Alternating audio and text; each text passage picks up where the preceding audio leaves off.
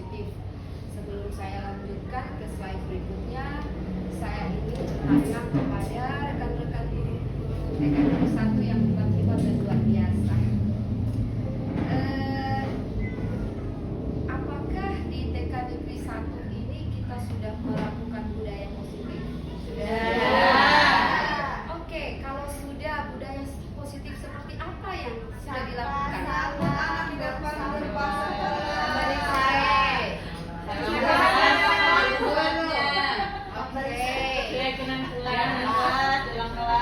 Pada saat dan tempat yang tepat. Oke, tadi lebih banyak yang dilakukan di lingkungan sekolah. Terus tadi Ibu Syara mengatakan keyakinan kelas. Keyakinan kelas adalah budaya positif yang dilakukan di dalam kelas. Selain keyakinan kelas yang dilakukan di dalam kelas, apalagi yang ibu-ibu guru menyampaikan ke peserta didiknya untuk melakukan budaya positif itu. Karena yang saya tahu, kita setiap hari selalu melakukan di TK Negeri 1. Tapi kebanyakan kita berpatokan pada kegiatan yang di luar kelas. Yang di dalam kelas itu selain keyakinan kelas, budaya positif apa lagi yang kita lakukan? Yang kita menyampaikan ke murid-murid kita di dalam kelas. Budaya positif apa lagi? Iya, di dalam. Jadi guru menyampaikan ke murid nih, Bu Uswa, di dalam kelas. Untuk murid itu dia melakukan budaya positif. Kalau kita memberikan pertanyaan kepada anak-anak, anak-anak harus angkat tangan dulu mereka menjawab. Ya. Mungkin kalau menurut saya itu lebih cocoknya ke bukan dampak positif, bukan budaya. Kalau mungkin kita mengajak anak untuk bersama-sama membuat kesepakatan atau keyakinan keras. Kalau Ya, silakan. Terima kasih Bu Ciara masukannya. berdoa, anak-anak menghargai temannya lagi berdoa. Mengantri ketika mencuci tangan. Itu di luar. Ya, setuju.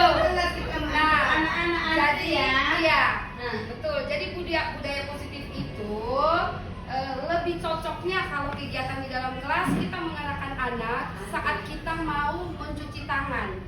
Di situ harus jalan yang baik, mengantri, terus mengajarkan anak sebelum makan harus membersihkan diri dengan mencuci tangan. Nah, itu salah satu budaya positif yang kita lakukan di dalam kelas. Selain di luar kelas. Oke. Sudah naik? Sudah. Oh, ini slide yang kedua ya, Bu. Oke, apa yang dimaksud? Oke, apa yang dimaksud dengan budaya positif? Budaya positif adalah suatu pendekatan yang berfokus pada penguatan perilaku positif dan penciptaan suasana yang mendukung pertumbuhan dan perkembangan siswa secara holistik atau menyeluruh, serta lebih kepada kebiasaan-kebiasaan baik, nilai-nilai positif, dan hubungan yang saling menghormati antara semua anggota komunitas sekolah. Dengan menanamkan nilai-nilai positif, budaya positif, dan disiplin positif sejak dini, kita membantu anak tumbuh menjadi pribadi yang baik, mandiri, dan bertanggung jawab. Selain itu, hal ini juga akan mempersiapkan mereka untuk menghadapi tantangan di masa depan.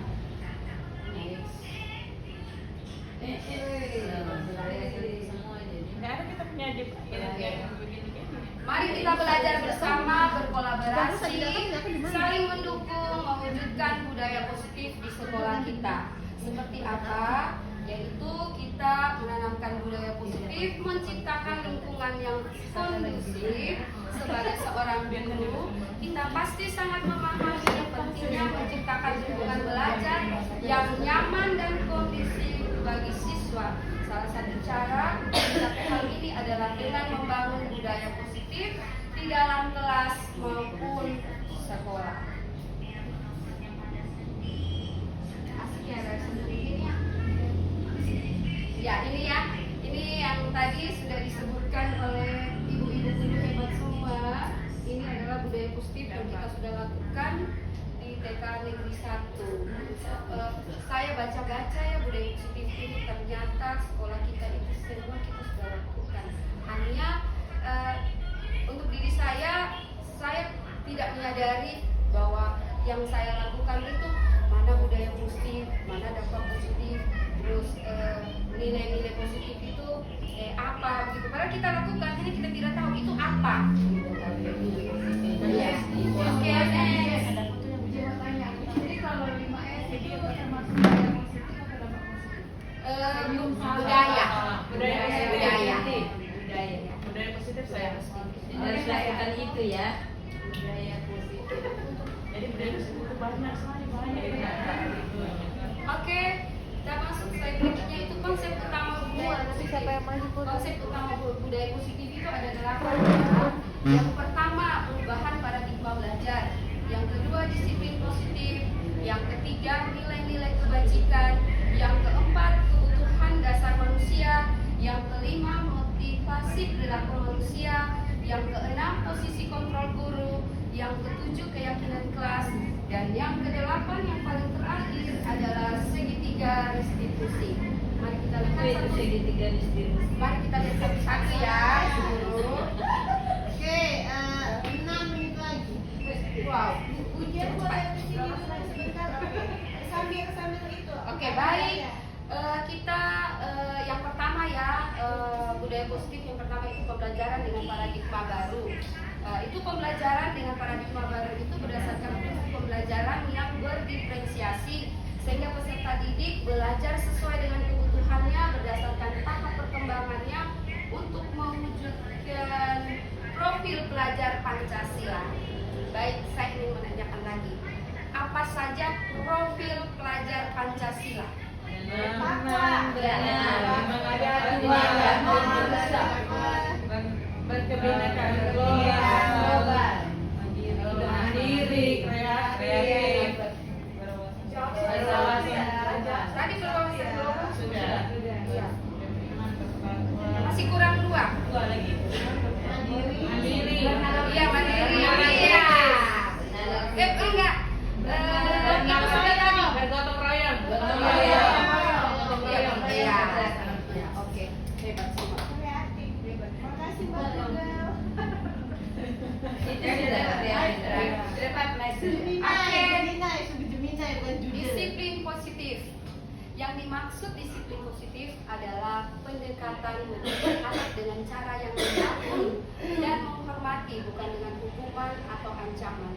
Tujuannya adalah membantu anak belajar dari kesalahan, mengembangkan tanggung jawab dan membangun hubungan yang positif dengan orang dewasa. Jadi yang seperti tadi dari awal Bu Syara bilang dampak budaya positif keyakinan kelas, kalau yang saya baca itu dia lebih cocok masuknya ke disiplin positif. Kenapa dibilang disiplin positif? Karena di situ tujuannya itu mengembangkan tanggung jawab, terus belajar dari kesalahan. Jadi kita ini buat keyakinan kelas di kelas, contohnya di kelasnya saya ya. Sementara belajar hanya berapa menit saja mereka tenang, habis itu mereka kembali lagi mulai gaduh. Nah, bagaimana cara guru untuk kembali memberikan pemahaman atau solusi untuk mereka menyadari kembali bahwa apa yang mereka lakukan itu adalah salah dan mereka harus bertanggung jawab nih. Kalau bertanggung jawab berarti saya harus bagaimana supaya ibu guru tidak menegur saya. Di kelas saya biasa kalau sudah gaduh itu saya menggunakan mindfulness, yaitu menggunakan teknik stop. Jadi anak saya menyuruh angkat tangan kanannya, taruh di dada, terus tutup matanya, tidak tengok kiri dan kanan, dan mengikuti suara ibu guru yang berbisik. Kalau berbisik itu berarti suaranya pelan dan keras, dan semuanya mengikuti berbisik. Setelah itu tenang sedikit, lalu saya menyuruh anak membuka mata, lalu saya menanyakan, apa yang kalian rasakan? Dan anak mengatakan, tenang Bu Guru. Nah, apakah kalian inginkan kelas kalian seperti ini? Belajar dengan tenang? Iya Bu Guru. Kalau begitu harus bagaimana? Duduk yang tenang. Ibu Guru berbicara, saya mendengar. Mari kembali lihat itu keyakinan kelas. Jadi mereka sudah hafal. Oke. Next. Yang ketiga nilai-nilai nilai-nilai kebajikan. Nah, nilai-nilai kebajikan ini yang pertama yaitu nilai kebajikan yang harus ditanamkan pada peserta didik di kelas atau di sekolah adalah disiplin, jujur, perilaku teman dan takwa, gotong royong, tanggung jawab, mandiri, saling menghormati, menghargai diri sendiri, orang lain dan lingkungan. Itu masuk dalam proses belajar Pancasila. Dan yang kedua itu tampilan hidup. Itu nilai-nilai kebajikan yang penting dalam hidup adalah iman dan takwa, kesehatan, tanggung jawab, kejujuran, disiplin, saling menghormati dan menghargai, kemandirian. Sama juga dengan ya. Yang keempat, kebutuhan dasar manusia. Kebutuhan dasar manusia adalah segala sesuatu yang kita lakukan untuk mendapatkan apa yang kita inginkan. Seluruh tindakan yang kita lakukan memiliki tujuan tertentu dan semua usaha terbaik yang kita lakukan adalah agar kebutuhan dasar kita dapat terpenuhi dengan baik. Apa kebutuhan dasar kita? Ya baik Bu. Nah di sini ada 5 kebutuhan dasar. Yang pertama hidup, kasih sayang dan rasa diterima, penguasaan, Kesenangan. ya kebebasan dan kesenangan. Yang kelima motivasi perilaku manusia. Nah di sini Ada yang dari luar. motivasi ekstrinsik itu untuk menghindari ketidaknyamanan atau hukuman, mendapat imbalan penghargaan dari orang lain.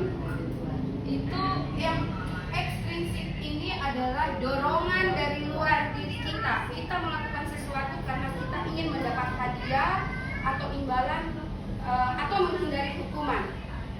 Ada yang bisa memberikan salah satu contoh? Silakan Bu Syara. Saya disiplin kalau ada yang ke sekolah. Dorongan dari luar. Jam berapa datang? Iya, betul sekali apa yang dikatakan Ibu dilempar. Syara ya. Kalau Saya ada mah jujur. iya, kalau ada ibu kepala sekolah mungkin kita sudah meyakinkan. Kalau tidak ada langsung.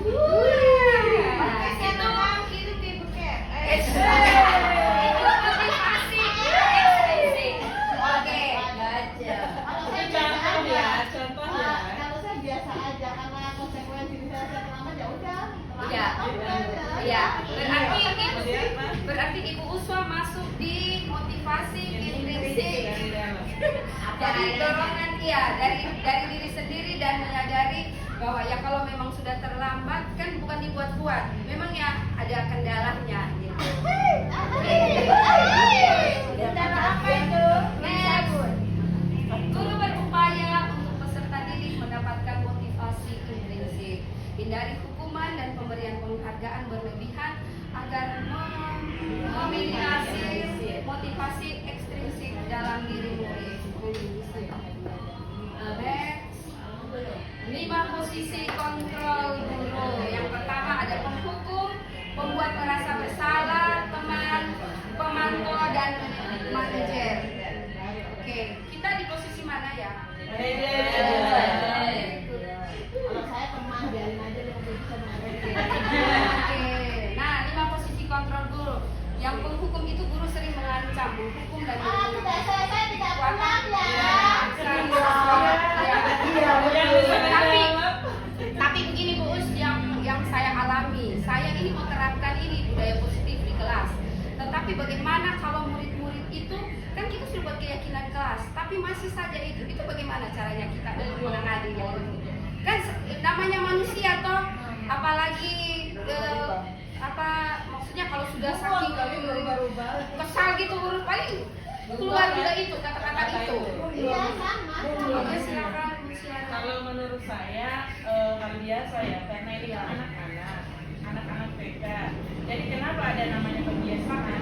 Ya, kita tetap jangan jangan kok kena diulangi lagi. Memang harus melalui pembiasaan. Kalau diulangi lagi kita kasih tahu lagi, diulang lagi kita ingatkan lagi. Ini memang sampai dia betul-betul paham memang dari dalam dirinya. Kan lama-lama diingatkan terus ya.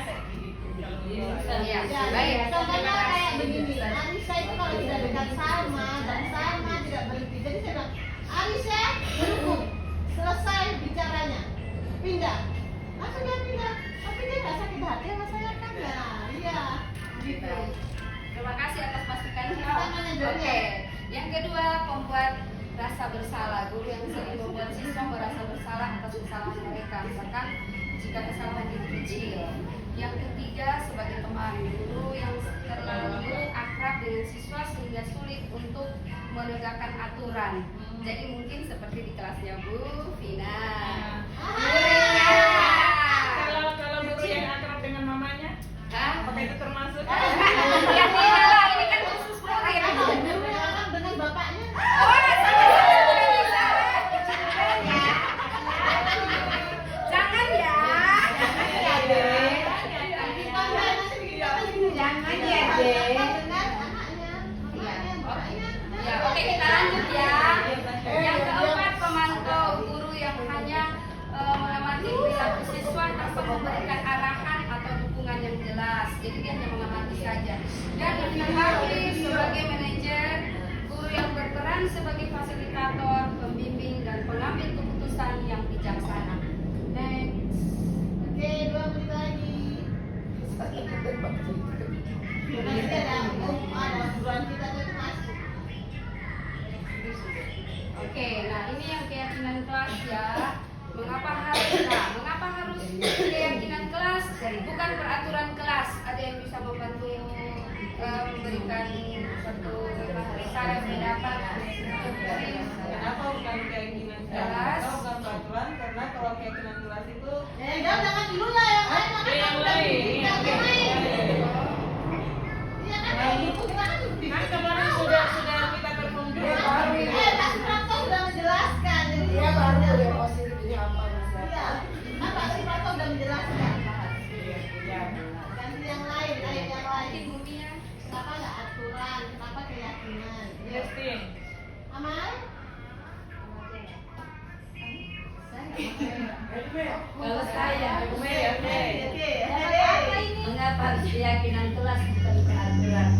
Kalau menurut saya keyakinan kelas, jadi anak-anak dia merasa termotivasi dalam dirinya. Kalau ada keyakinan kelas, terus setiap hari kita dan keyakinan kelas yang pertama menyimak dan lain sebagainya itu, jadi anak-anak merasa termotivasi. Jadi setiap hari mereka tetap tertanam dengan apa yang telah kita sepakati bersama menyangkut keyakinan kelas. Itu saja. Bagaimana? Saya akan bahas nih. Silakan. Silakan Bu Wiwi. Saya dulu. Ya Bu Dewi, silakan. Betul.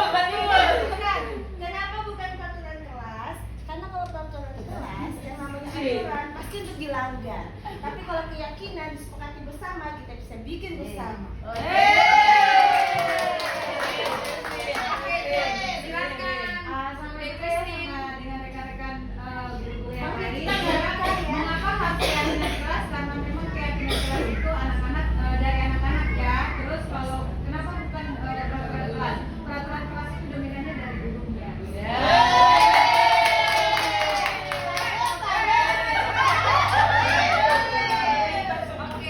Oke, baik. Semua jawab